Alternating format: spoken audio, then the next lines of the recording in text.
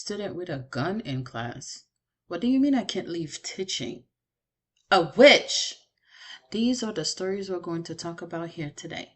My name is Miss Charlene, and class is in session here at Reddit Classroom Chronicles.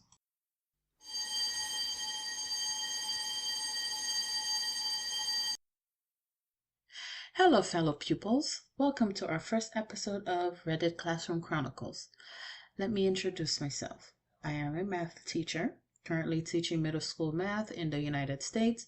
I have been teaching for 4 years, and if you are planning to become an educator, well, let's just say by the end of the show, you may end up asking yourself, just as I do daily, do I really want to do this job?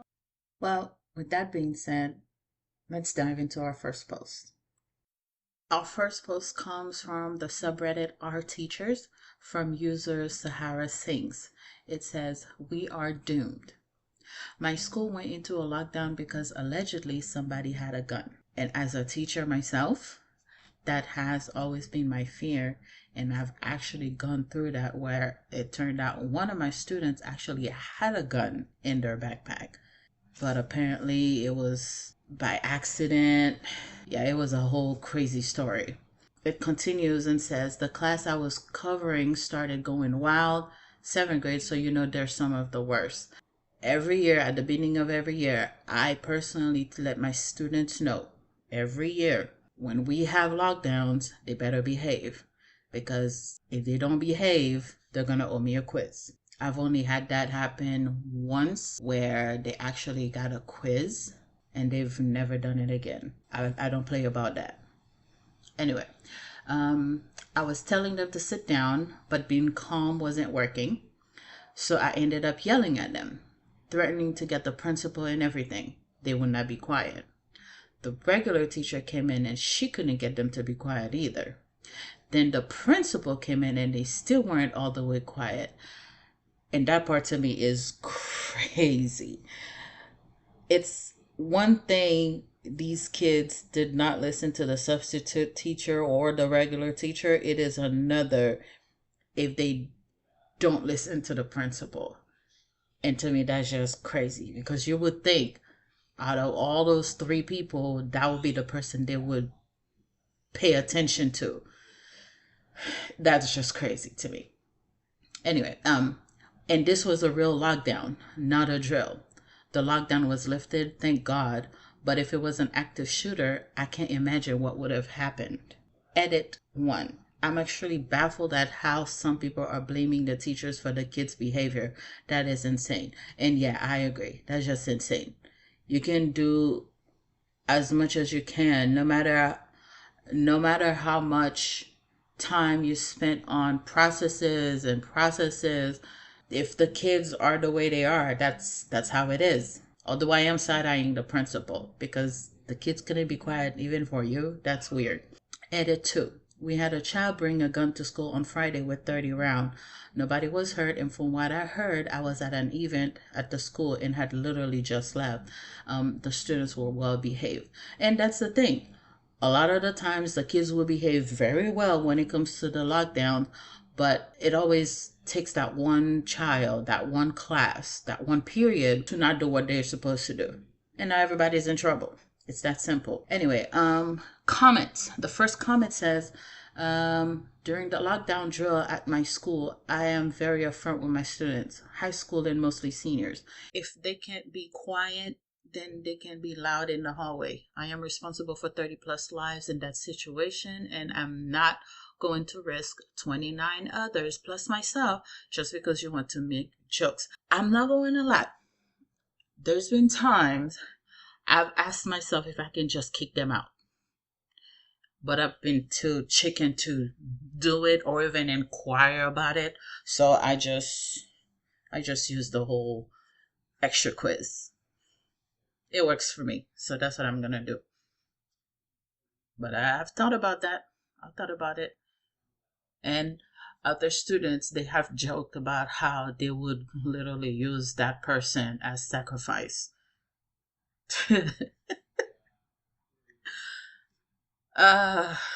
Kids. Next one says, eye contact home. You will be surprised at how parents back you. I had 11th graders and kid did this. Told him gonna write him up and call home. His response was literally, my parents won't care. Well, they cared. Grounded, returned brand new car, and forced to ride bus for the rest of the year. Guess he was bragging slash boasting how that he didn't have to do it. I never thought of doing that, and I think I'm gonna add that to my list of consequences. I've never thought of doing that. That's a good one. Next comment says, I had a high schooler do that. Ours was a drill, so we were in my back storeroom, the whole class, and he kept asking dumb questions loudly. I opened the door, shoved him out into the classroom, then locked him out of the storeroom. Then I wrote him a referral, and he got suspended. His mom was on my side. He had apparently been acting out all over the place, including heckling the preacher at church during a sermon. You would think a church would be where there would be more on top of everything. You would think that would be where the behavior will be better. That is crazy. That is crazy. This comment is just my favorite. My very first year teaching 6th grade, I had a kid who was simply an idiot. First period, he shouts, he's got a gun, school shooter. I run to my phone, dial 911 as I was instructed. I get the word, someone has a gun at, before he goes, wait, I was just kidding. It was a joke. I heard him but kept talking. I said, we are at school name and a student says another has a gun in class. He goes, wait, no, stop. It was a joke. I keep talking to the dispatcher.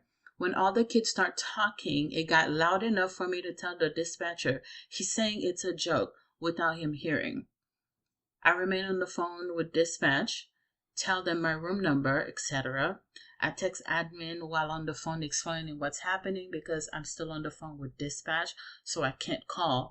And he was admitting it was a joke, so I knew there was no real threat. Admin called lockdown to start. Cops come to my room and clear it. He's not crying saying, it was a joke, it was a joke, I was kidding. They pull him out of class and the kid he was blaming, he lives with the police. The kid had bought a G.I. Joe action figure to school and the action figure had a tiny plastic gun with it and the idiot thought it was funny to yell at because of the tiny plastic gun.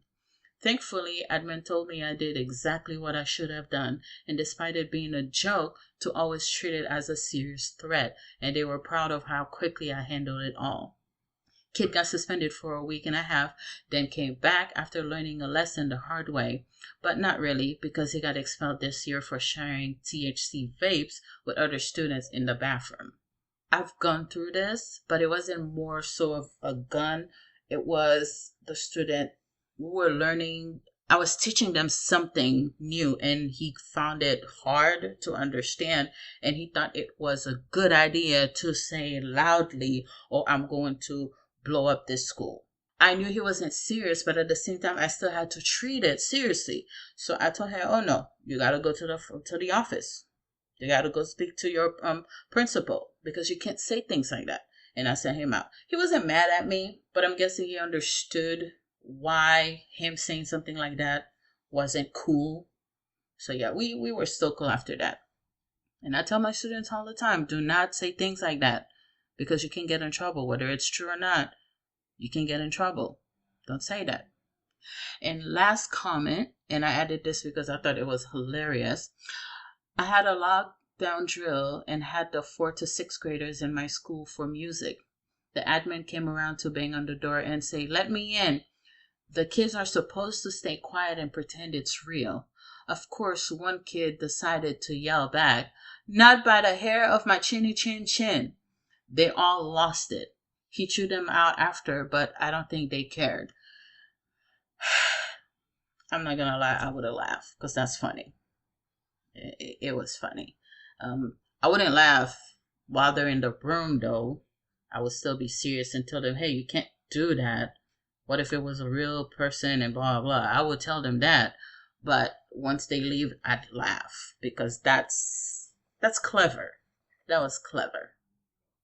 The next post comes from the subreddit Our Teachers, from user that dude Oscar. Can I borrow your charger? I'm at 6%. Me. Sure, I have one on my desk. Here, connect your phone. Hands the end of the cable so he can charge. Him. Can I take it and charge over there? Me. Nope. This one stays connected here since chargers have been accidentally taken before. Him. It's not that big of a deal. Me. I agree. So just let your phone get a solid charge by not using it while it charges. You're supposed to be reviewing your math notes for tomorrow's open note test anyways. Him. Nah, I'm good then. I'll just let it die. Ugh. The amount of times I've gone through this with students is just crazy. First and foremost, why not charge your phone overnight at home? Second, if you refuse to give me your phone so I can charge it and you gotta take it with you back there, then that means you just need to be on the phone anyway. So why waste my time and your time? Just keep your phone in your backpack then. Because if I'm gonna charge the phone for you, it's gonna have to stay with me. You're not gonna be on your phone. However, there was this one time when I was scrolling through one of these teacher pages. I can't remember if it was on Facebook or Reddit, and a teacher pointed out that sometimes, especially if you're at a Title I school, a lot of these kids, they don't really have electricity at home like that. So they usually don't have a chance to charge their phone. So I started thinking of that, and I do let them charge their phone, but I tell them you're not gonna be going back and forth with the phone. It stays there and you get it at the end of class. Because if I see you get up to go get it and you're on it and then back to it and back to your seat and all of that, I'm just gonna take it. Strangely, I don't have any issues with that after we came to that agreement. I haven't had any issues with students with that.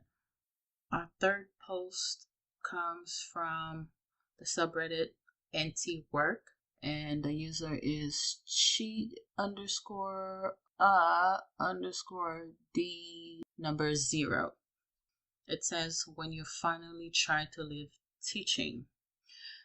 This is an email from HR, and it says, I am reaching out to inform you that the department/district has yet to find a suitable replacement for your position as an SLD teacher at blank high school. Please know that you are expected to return to the classroom on Monday, August 26, 2024 for the school year. Thank you. I wish somebody would tell me that I can't quit. Anyway, comment number 1 says, I quit teaching in 2022.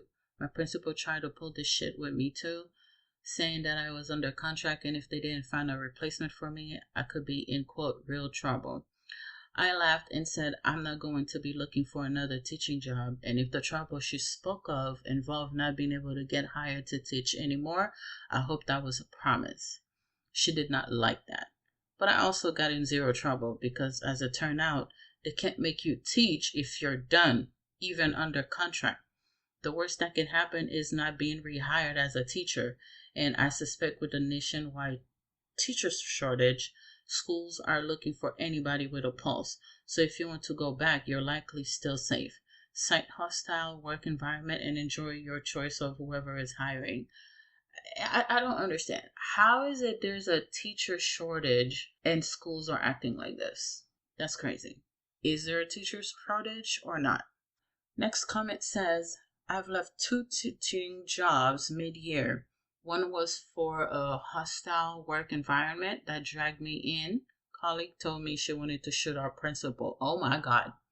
The other was discovering forged IEPs. They'll hire me in a heartbeat at just about any school district in our state because there are over 2,700 licensed teachers short. More than half of that is special education, of which I have my master's degree and license. With today's climate in the classroom, I'll probably never go back. Understandable. The lawsuits against special education are through the roof. Not worth my retirement and everything I own to take a hit for administration that doesn't have a clue how special education works. Wow. Shoot the principal. Huh. I've had principals and vice principals piss me off, but not that much. No, thank you. Next comment. This exact thing happened to a friend of mine. He got an offer at a better school, tried to resign from his old school. They said, no problem, as soon as we hire a replacement. The rest of the summer, his transfer was approved pending as new hire. And a few days before the start of the school year, he got this exact letter almost word to word. He decided to walk away, which meant being ineligible to rehire anywhere else in the state. He's currently finishing a master's so he can teach in another state. And somebody replied, quote, we can't find anybody to work at the wage we're willing to pay, so you're going to have to keep working for us at the wage we've decided to pay you under threat of being blacklisted. This is one of those things that really seems like it should be illegal, and I agree. I've seen out there how if a teacher leaves mid-contract or whatnot, you either get blackballed or they take away your license. And I find that insane because I paid for all the tests that I've had to do. I paid for the application. It wasn't given to me. I did all the qualification stuff for me to get this. I went to school for this. And you mean to tell me you're going to take my stuff away from me because I quit and I don't want to deal with these people? Not kids, because let's face it, more often than not, it's not the kids that's making us quit. It's usually the adults. I'll be very annoyed and upset if somebody were to say something like that. But so far, I like where I teach. I like the job so far.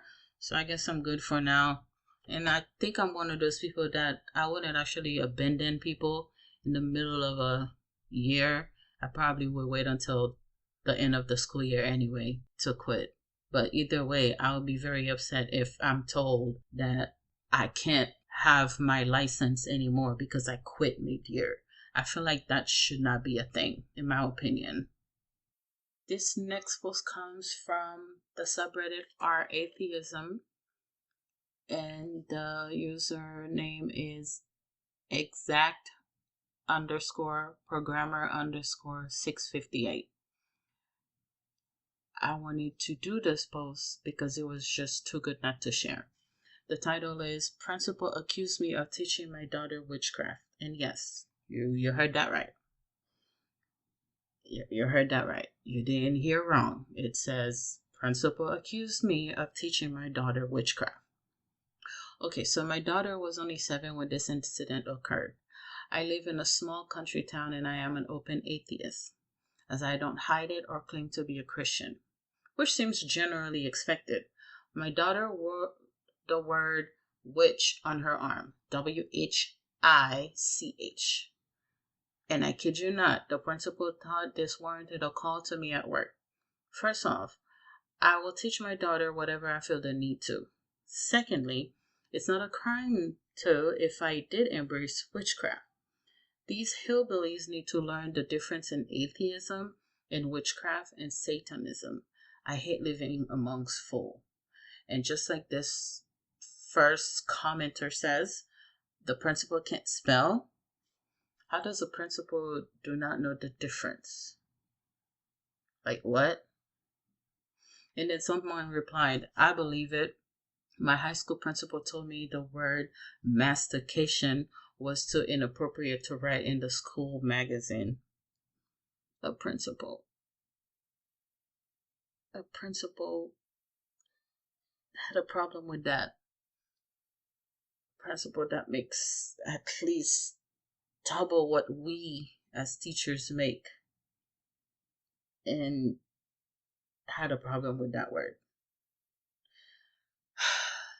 And then another person replied, I got in trouble at work to HR for using the word pedagogical when describing a new training program. It was an awkward moment using a dictionary and explaining I was not what the accuser thought I was arguing for. This person, this person thought they were being called a pedophile. Oh my God. This is crazy. These people are crazy. Anyway, somebody else commented, my great uncle was a family doctor, MD, in a small country town and was not the least bit religious. Never went to the church in the town and never decorated his house for Christmas. He got harassed for years by anonymous letters and phone calls and unexpected visits to his home. His wife got called a witch, a sinner, and a quote, Satan-loving whore. 3 exclamation points. It got so bad that he bought a house in another state and was planning to move there the following summer. The mayor of the town, the head of the church, the head of the ladies' Bible study, and the chief of police all dropped by one evening to beg him not to go. There wasn't another doctor in town. He was the only one, and it was a long drive to the next city. Whew. So basically, these people are, they're basically pushing away the only doctor that they had. I'm guessing they're basically gonna fuck around and find out. He had saved every piece of mail he and his wife ever received, every pamphlet, every leaflet, every note. He took the box they were stored in and dumped all of it out at the feet of the group that had gathered on his porch. He said, here's the reason I am leaving, and I can't leave soon enough. Y'all should have thought of that when you were calling my wife a whore. Turned around, went inside, and locked and bolted the front door. The crazy thing is, after all of this, you would think that these people would have reflected and realized, oh my God, we fucked up. No, the harassment did not stop. It increased, and they moved sooner than they had planned to. The new town was so welcoming, he said, so warm and friendly and non-judgmental, that he had forgotten what it was like to live among decent folk, quote unquote. I've always remembered his new house there and how his neighbors were always friendly and nice to us when we visited. And that's the crazy part with these people. They still did not get it. After he showed them the proof, they still did not give a damn.